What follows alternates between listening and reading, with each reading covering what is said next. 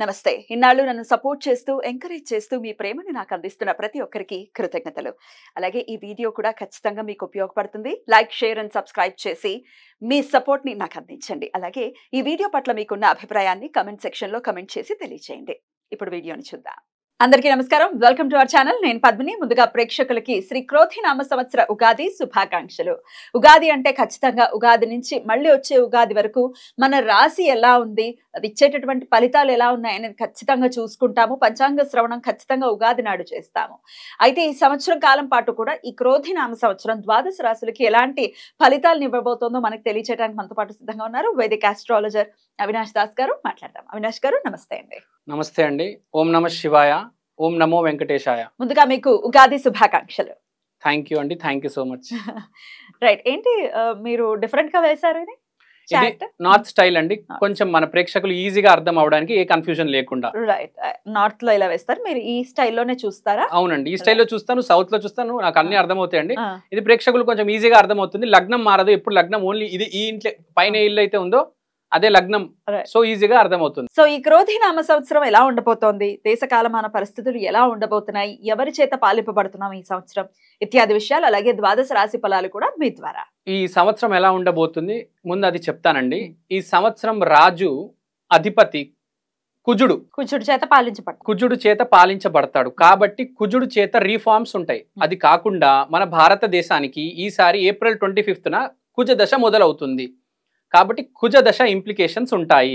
కుజ దశ ఇంప్లికేషన్స్ ఏంటంటే, first real ఎస్టేట్లో రెగ్యులేషన్ జరుగుతుంది. ఇప్పుడు దాకా మనం చూసాము, అడ్వాన్స్ ఇస్తాము, తర్వాత మన చేతికి ఫ్లాట్ రాదు. అవన్నీ ఇప్పటి నుంచి ఉండవు. చాలా జాగ్రత్తగా ప్రతిదీ రెగ్యులేషన్తో జరుగుతుంది. మన మినిమం ఒక గ్యారంటీ ఉంటుంది, మీ ఫ్లాట్ మీ చేతిలోకి వస్తుంది, గవర్నమెంట్ చేతిలోకి రియల్ ఎస్టేట్ని తీసుకోబోతుంది.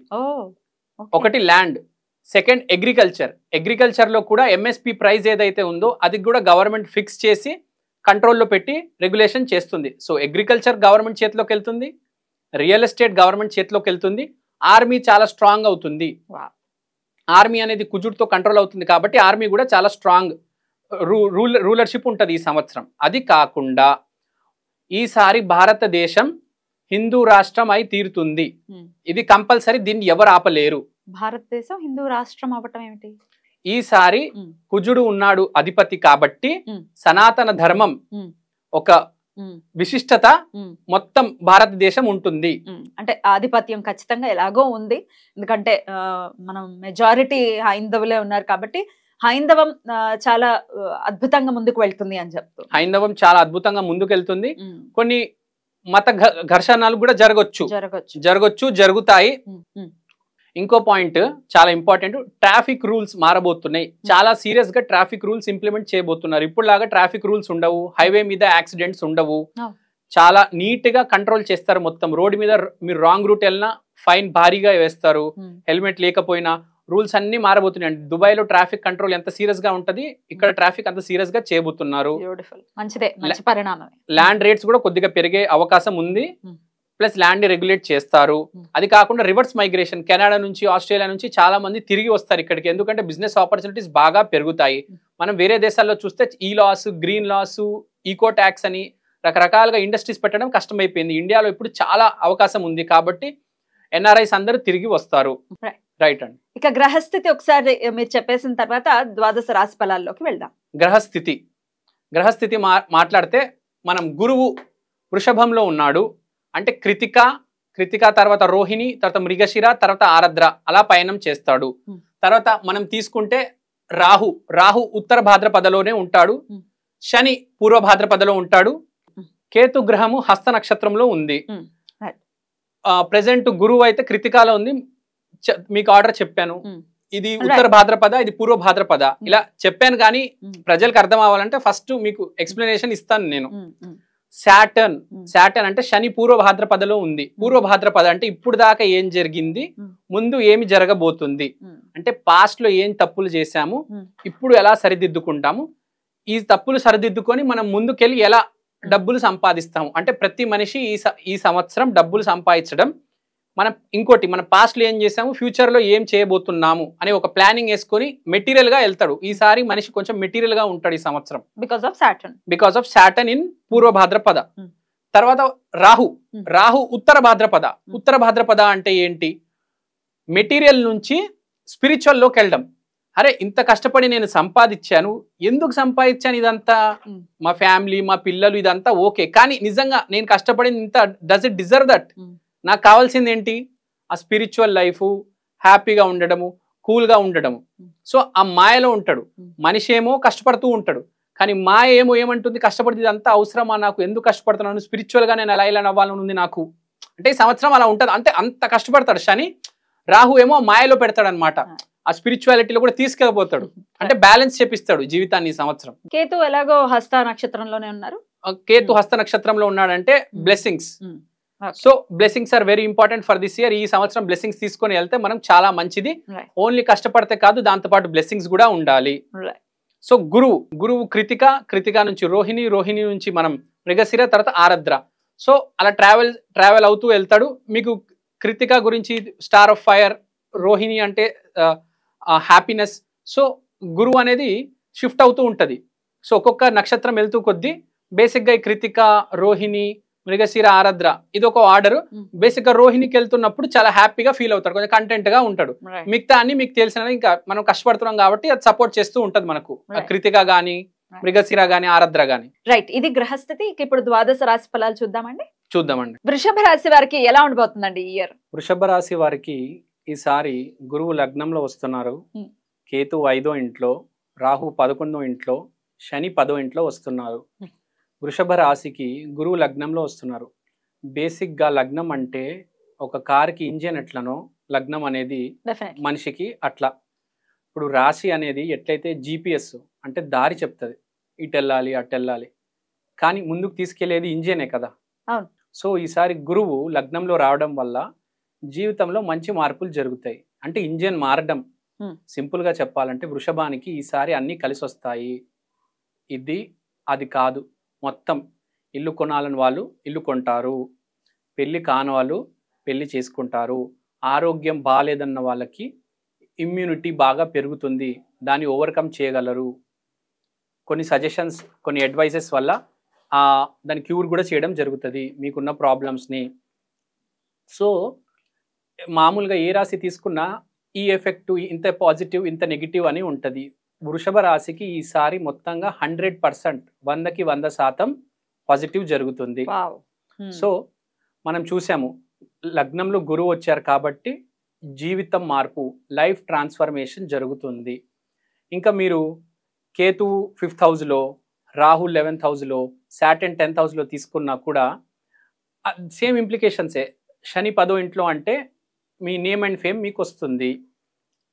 తర్వాత గురువు దృష్టి, శని దృష్టి రెండు 7వ ఇంట్లో పడుతుంది. అంటే బిజినెస్ చేసే వాళ్ళకి ఈసారి చాలా చాలా బాగా ఉండబోతుంది.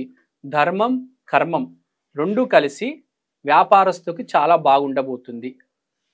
ప్లస్ శని 10th హౌస్లో ఉండడం వల్ల జాబ్ చేసే వాళ్ళందరికీ బాగుంటుంది. ఇటుపక్క వ్యాపారస్తులకి బాగుంటుంది, జాబ్ చేసే వాళ్ళకి బాగుంటుంది ఆటోమేటిక్. సో మీరు బిజినెస్ చేసే వాళ్ళకి బాగుంటే జాబ్ చేసే వాళ్ళకి కూడా బాగుంటుంది. సో ఇక్కడ మెయిన్ ఆస్పెక్ట్ ఏంటంటే కంప్లీట్ లైఫ్ ట్రాన్స్ఫర్మేషన్. ఇప్పుడు 11th హౌస్లో మీకు రాహు ఉండొచ్చు, దానివల్ల గెయిన్స్ రావచ్చు. 5th హౌస్లో మీకు కేతు ఉన్నాడు, దానివల్ల మీకు కొంచెం పాజిటివ్గా ఉంటుంది, కొంచెం హ్యాపీగా ఉంటారు, కొంచెం పిక్నిక్స్కి వెళ్తారు, కొంచెం ఫ్యామిలీతో తిరుగుతారు, కొంచెం ప్రేమగా చూస్తారు అందరినీ. కేతు అంటే చాలా పాజిటివ్ ప్లానెట్, చాలా స్పిరిచువల్ ప్లానెట్. అది 5వ ఇల్లు, ప్రేమ ఇంట్లో, ఇంటెలిజెన్స్ ఇంట్లో ఉన్నారు. సో కొంచెం బాగా ఆలోచిస్తారు. ఇవన్నీ లీడ్ చేసేది మీ కెరియర్కే, మీ జాబ్కి, మీ వ్యాపారానికి.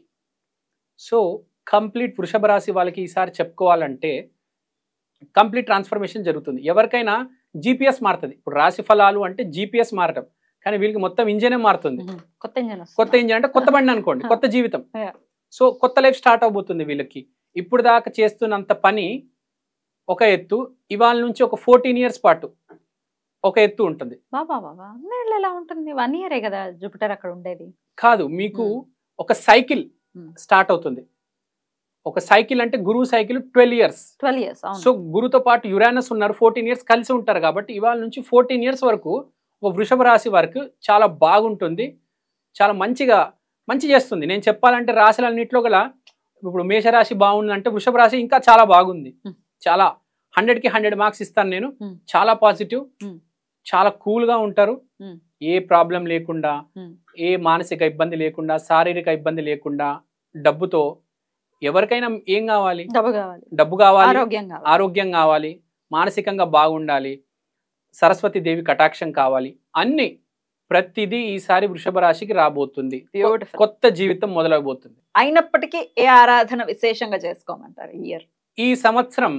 వృషభ రాశి వారు లక్ష్మీదేవికి ఆరాధన చేయాలి. ఇంకో విషయం చెప్పాలనుకుంటున్నాను. ఆదాయం 2, వ్యయం 8 ఉంది. అంటే ఏం జరుగుతుందంటే ఇప్పుడు ఒక ఫంక్షన్ ఉంది మీ ఇంట్లో, అన్నప్రాసన ఫంక్షన్. 2 రూపాయలు పెట్టాల్సిన చోట 8 రూపాయలు పెడతారు. ఒక బండి ఉంది, 2 లక్షలతో కొనొచ్చు, మీరు ఒక 8 లక్షలు పెట్టి కొంటారు. అంటే మీ ఖర్చు పెట్టేది మీ ఆదాయం కంటే ఎక్కువ ఉంటుంది, చాలా ఎక్కువ. కానీ అమౌంట్ మీ దగ్గర ఉంది. అంటే నేను చెప్పేది ఏంటంటే కొంచెం కంట్రోల్ చేసుకోవండి, కానీ మీకు ఖర్చులు అలా వస్తాయి, మీరు కొంచెం ఎక్కువ పెట్టేస్తారు. ఈ సంవత్సరం ఏంటంటే కొంచెం మనసుతో కొంచెం బాగా బతకాలని చెప్పేసి బాగా ఎక్కువ పెట్టేస్తారు, బాగా బతికేస్తారు. బ్యూటిఫుల్. చాలా చాలా అద్భుతమైనటువంటి ఇయర్ కన్సిడర్ చేయొచ్చు వృషభ రాశి వాళ్ళు. చాలా హ్యాపీనెస్. ఎందుకంటే ఒకసారి వృషభ రాశికి సంబంధించి రాశి ఫలాలు చెప్తుంటే మా రాశి ఎప్పుడు ఇంతే, మా రాశికి మంచి టైం లేదు, అది ఇది అని ఫీల్ అవుతూ ఉంటారు. నో, అలాంటి రోజులకి ఇంకా అయిపోయి శుభం కార్డ్ పడింది. ఇప్పుడు స్టార్ట్ కాబోతుంది. 14 ఇయర్స్ చాలా బాగుంటుంది అని చెప్తున్నారు. కాబట్టి లెట్స్ వెల్కమ్ దిస్ ఇయర్. చాలా చాలా చియర్ఫుల్ గా వెల్కమ్ చేద్దాం. వృషభ రాశి గురించి చెప్దామని కూడా, భారతదేశం లగ్నం వృషభ రాశి. మన భారతదేశం లగ్నం వృషభ రాశి కావడం వల్ల మన కంట్రీ ఇప్పుడు దాకా స్టేబుల్ గా ఉంది, కింద మీద కాకుండా ఎప్పుడు ఒక స్టెబిలిటీతో వెళ్తుంది. మన పండితులు వీళ్ళందరూ ఎంతో ఆలోచించి వృషభ లగ్నంలో భారతదేశానికి స్వాతంత్రం వచ్చేటట్టు చూశారు. దాన్ని బట్టి మీరు అర్థం చేసుకోండి వృషభ లగ్నం ఎంత గొప్పదో, ఎంత పవర్ఫుల్. కానీ మీరు ఒకటి గుర్తుపెట్టుకోవాలి, ఈ సంవత్సరం గురువు లగ్నంలో ఉంది కాబట్టి ఏది చేసినా కొంచెం పాజిటివ్ గా చేయండి, పాజిటివ్ గా మాట్లాడండి. చాలా బ్యూటిఫుల్ గా ఎక్స్ప్లెయిన్ చేశారు. Thank you so very much. ఇక నెక్స్ట్ ఎపిసోడ్ లో మిథున రాశి గురించి మాట్లాడుకుందాం. Thank you. నమస్తే.